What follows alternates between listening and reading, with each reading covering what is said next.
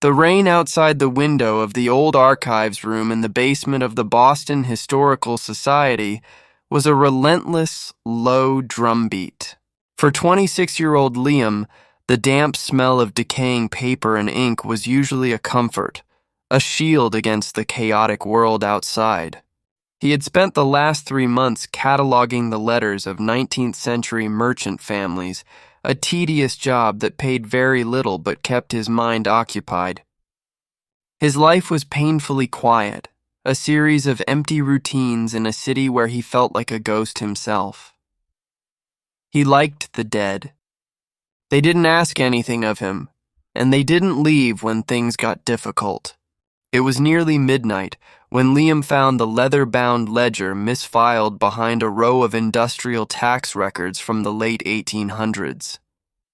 The cover was thick, cracked black leather, bound tightly with a tarnished brass clasp that took several minutes of careful prying to release.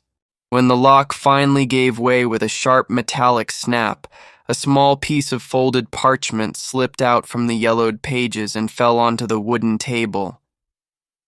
Liam picked it up carefully, unfolding the brittle paper. Written in dark, elegant calligraphy that looked almost like dried blood was a single sentence. If you are reading this, do not look at the corners of the room when the clock strikes 3. Liam let out a short, dry laugh. He was a historian, a man of facts and concrete dates, completely immune to old superstitions and ghost stories. He tossed the parchment aside and turned his attention to the first page of the ledger. The handwriting inside belonged to a man named Thomas Vance, a wealthy shipping magnate who had abruptly vanished alongside his entire household during a winter storm in 1888. The entries started normally, detailing cargo shipments, timber costs, and daily weather reports. But as Liam flipped through the pages, the elegant script began to deteriorate, transforming into a chaotic, jagged scrawl that mirrored a mind slipping into madness. By the October entries, Thomas Vance was no longer writing about business. He was writing about a presence in his home, a shadow that did not belong to any object or person in the house. It begins in the periphery. One entry read, "The ink smeared as if the writer's hand had been shaking violently. A heavy, thick darkness that gathers in the corners where the candlelight cannot reach." At first you think it is a trick of the eye, a trick of the mind tired from long hours of work. But then you notice the shape. It has too many angles. It stretches up toward the ceiling, bending in ways that defy the laws of space and architecture. And it watches. Oh God, it watches.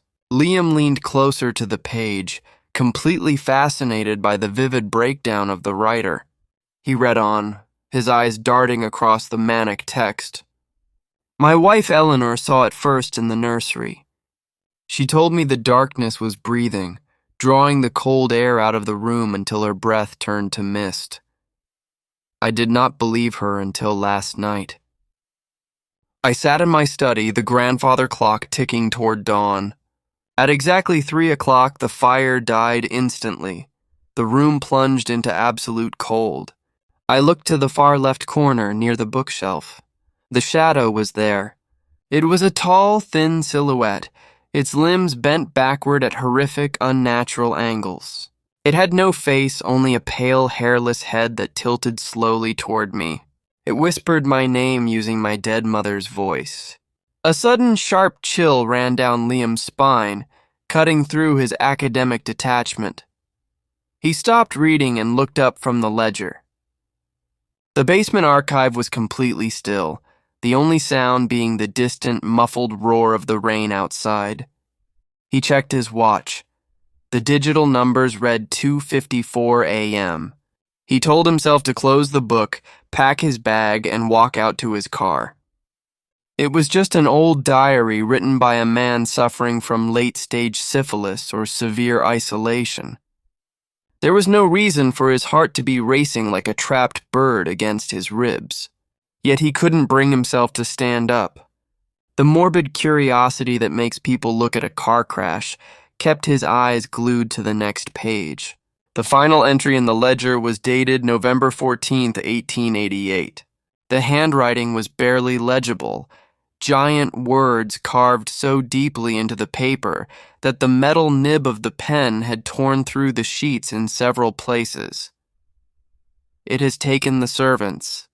They went into the corners and did not come back. Eleanor went this morning. She walked toward the dark corner of the parlor, her eyes wide and blank, calling out to a child we lost 5 years ago. I am alone now.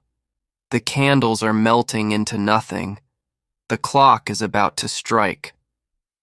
If you find this book, burn it. Do not read the words aloud. It looks for those who know of its existence. It feeds on the awareness. Once you know it is there, it can see you too. Liam stared at the final words, a cold sweat breaking out across his forehead. The silence in the basement had changed.